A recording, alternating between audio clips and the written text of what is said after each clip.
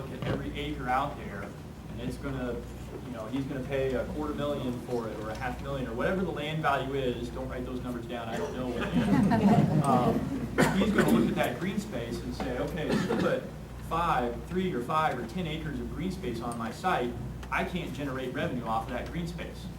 So when we talk about green space, it's important. The office user wants it, the residents want it. It's amenity that's needed, but it's a very careful balance. Because when you start to make that green space too big, it starts to make very little financial sense from a development standpoint. The other thing that we want to be careful with green space in here is that open space comes in all different shapes and forms. So when we say, could we have a performing arts center in a park? Could we have a splash pad and a play fountain for our children? Could we have another recreation center type use? That requires parking. That brings in traffic from surrounding areas. That's not a value judgment, that's okay, but we need to understand the implications of that type of green space versus a neighborhood green that you see in some of these examples that may have a gazebo or a picnic shelter or none of the above. It might just be an open green space where you're walking your dog and playing frisbee. So there's all sorts of ranges of open space and green space, but it is an important component. It helps give an address to the residents, it helps give an address to the office, it gives a presence, and is amenity that across all users, whether it's retail, office, residential, anything we're talking about, it's a component that they want. It makes it walkable, it makes it soft, it makes it green, it makes it appealing, and what makes it a great neighborhood. So that's an important component you'll see in all of these. And another consistent thing is, regardless of how we address vehicular traffic, it's important that pedestrians be able to move through the site and have convenient access from the neighborhoods into adjacent neighborhoods, from the neighborhoods into the park space, and from the neighborhoods out to High Street. And conversely, if we have food and beverage, if we have some restaurants here, highly likely that some of the residents are going to want to have a nice, safe, convenient, fun, walkable way to get there. The office users are going to want to slip on their comfy shoes and come back and walk around the park during the office day. So we need to make sure that we have these connections. They're provided in these schemes. We can walk through these as you look at them. But that's the 4 scenarios that we're looking at. I'll go into greater detail. We can all go into greater detail as we sort of spread out and look at these and some of the major factors that we're considering in each. All right. I know we've been here a long time. 2 last pieces I guess I want to go back and add. We're trying to design these so that there's a linkage between them, so it doesn't seem like 5 different sites. There's some kind of relationship. You'll see, as designers, we often work on some axis so that there's kind of a flow, and you imagine visually a connection between the green space. And I mentioned that we're trying to create a housing product that doesn't necessarily exist in Worthington. So you're seeing some smaller house sizes, smaller lots. They still have lots, but they're smaller, less space to take care of, and creating and putting more of that into a central green that everybody comes out and enjoys and interacts in. So we're using this green in different places, different arrangements. And again, there are 1,000 different ones. We're just showing you some of them as kind of that organizing element for the residential neighborhood.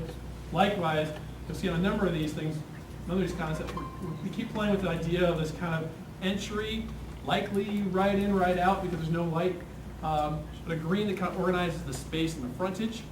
And that provides the spot to put, we keep taking some limited retail with the restaurants and the outdoor seating. So, you can imagine going by and there's outdoor seating and there's some, restaurant activity here. You've got the green, you've got some on-street parking around the green. That's kind of a little node, knuckle, not competing with anything else, but it's a small place that's, for that neighborhood, for the community. And then that becomes the amenity that attracts that Class A office to have some presence as part of this development along High Street. So, last 2 points I want to make on that. Okay, really quickly, what we'd like to do here next, we can answer questions for a minute if you'd like, but would like to pretty quickly go to tables, and we're going to talk to you one-on-one. We want you to write all over these plans. We have Post-its. Write on what you like, write what you don't like. These are just 4 scenarios. Where we're going to go from here is take everything we hear today and from the web and from input and create some new scenarios. And so don't say, Darren mentioned this, don't say, oh, I like scenario 1. Say, I like this piece of scenario 1. I don't like this piece. You guys didn't put any of X, Y, or Z in any of these things. I really wish you showed us some of that stuff.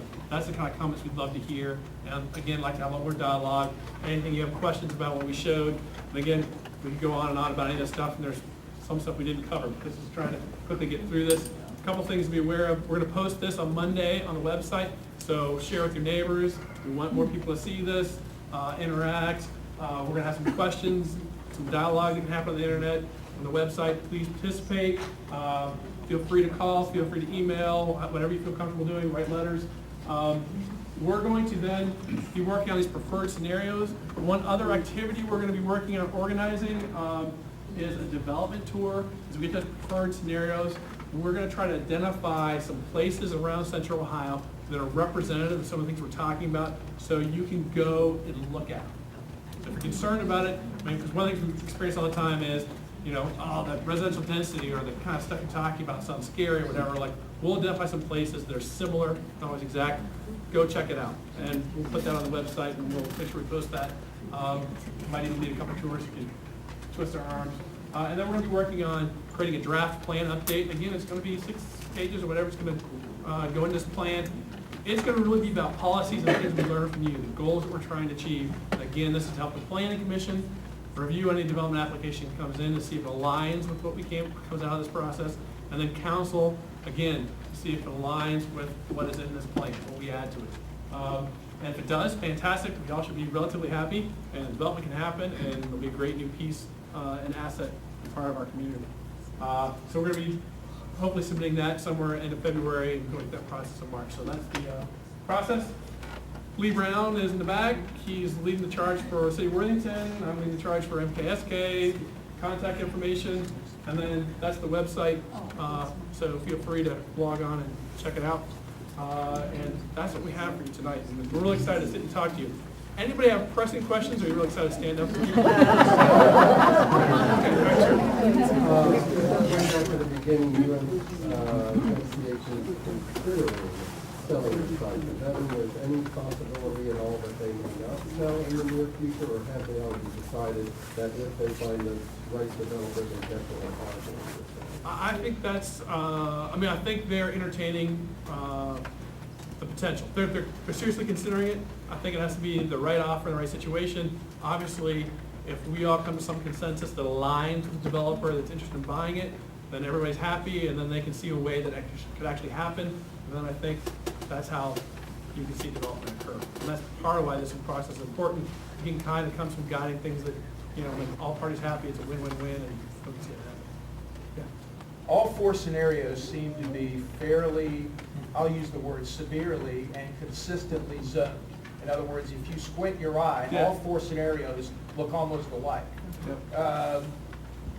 I'm asking if a consideration might be made for the mix of uses to find their way to the center area, which seems to be consistently either axes, north, south, or east, west, where maybe even a commitment to some limited structured parking would allow for office to mix with the high-density residential, to let that come in, let that tongue come in without compromising the periphery, and prevent that severe north-south bang, bang that we Yeah. seem to have in all 4 scenarios. I think it's a great point. And we kind of, through this the charrette stuff, we kind of led to this kind of division of the neighborhood and the front uses, but we've actually talked internally. There's some more ones we're going to draw, but we thought we'd wait till tonight and hear what everybody says before we start going down that path. But yes, I think we agree. It would be softer in terms It would be, of- yes, and it can kind of go to one of the principles, which is trying to mix this better, which I think, yeah, right. Yes, right. You've thrown a lot of information out here. I have. A I lot. apologize.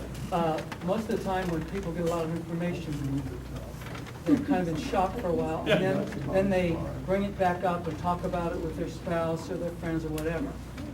That requires some time and digestion. Yes. Is this the only public iterative thing that we're gonna have an option for? Because if people go back and then write notes, Right. how do they ever continue this Right. discussion? That's a great point. This is the only planned meeting like. What'd she say? Oh, yeah, RP. It was a great point. There's a lot of information that digests, we know that. And Fred's point is that, you know, once everybody digests this, would there be an opportunity for another discussion? And right now, this is the one planned public meeting as part of this process.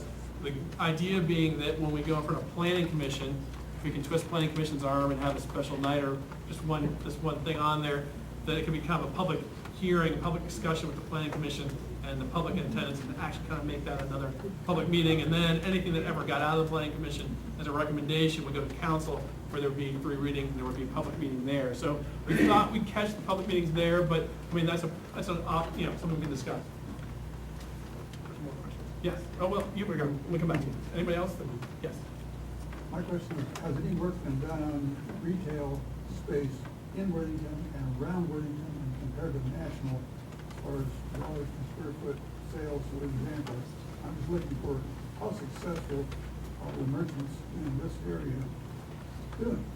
Do we want to add more to this or?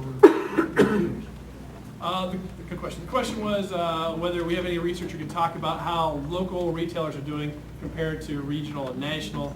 There's a lot of data. That's a kind of trick question because retailer success is so dependent on the location, and the environment, their facilities, their rents, the age, how well where they are fits their needs and what they're trying to do, and then things what we just mentioned. Competing with the internet, creating dynamic space was more than just retail. We call it conglomeration, where they all locate together, so you can kind of stroll and shop multiple things.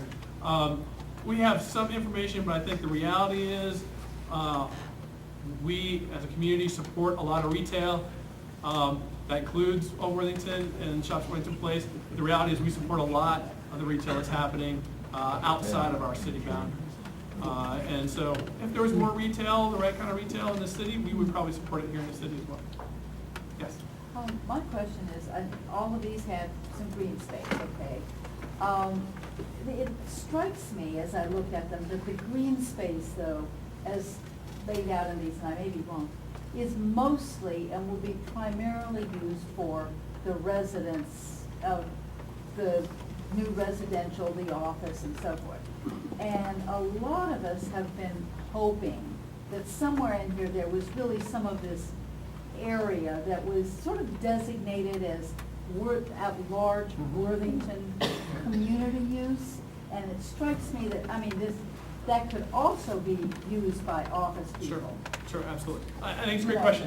So the question was, and we did hear that from other people, that the desire for kind of a regional or at least citywide park space here that has some activities, performance space, those kinds of things. And I think there's absolutely a possibility to integrate that into the site. These are kind of some starting salvos. Yeah. I do think, my personal reaction to that is, I think we can definitely do that. I would definitely like to arrange it in a way that it serves double purpose, that it's not only doing that, but it's helping whatever development we talk about have kind of a front door and also be part of that development. So, yeah. Let me add one thing to that. The way that we've laid out the green space in these schemes is important. When you have a park that is surrounded by the back doors and backyards of homes, it doesn't feel public. The public can't come to it. Right. The green spaces we've shown, and it's important no matter whether they have a lot of programming, whether you have Shakespeare in the park, or whether there's no programming, whether it's just running Frisbee, the homes front on it. There's a public way surrounding the green space, so there's a street surrounding green space. There may be the opportunity for on-street parking. So when you make connections to the adjacent neighborhoods like we're talking about, then you're effectively creating a green that the community can use. Then it's just a question of how intentionally do you program it? Yeah. And that's a great question. Well, I just think that that's been a big concern of the community, because we are landlocked. This is, once it's built on, it's no longer ever, Worthington won't ever have an opportunity to create inside the city space. I know, we all know, obviously, there's the green at High Street, but that's a little different, and this is more like a community gathering space. And the kind of feedback I'd love to get is you're putting sticky notes on. She said the community would love to see some more green space. Once it's built on, it's gone, we're landlocked. I'd love for everyone to drill a little deeper if you share that concern and tell us what type of green space or what uses of park space is missing or you'd like to see. So instead of just saying, we've got an opportunity for green space, we should take advantage of it, layer in some more detail. Let us know what you'd like to see in that green space. So another way to think about this is, are there parks or places or areas that you'd like to see something like that in Worthington, so we can use that as a way of kind of understanding what it is you're trying to get at? That'd be very helpful for us to work out. And I think I just want to point to this. We were kind of alluding to this. Here, this is kind of a pergola pavilion space and a green space that has presence on High Street that can help activate the retail. could be accessed from pedestrian, from the neighborhood. One of the things that's deceptive, I mean, that's a pretty big size.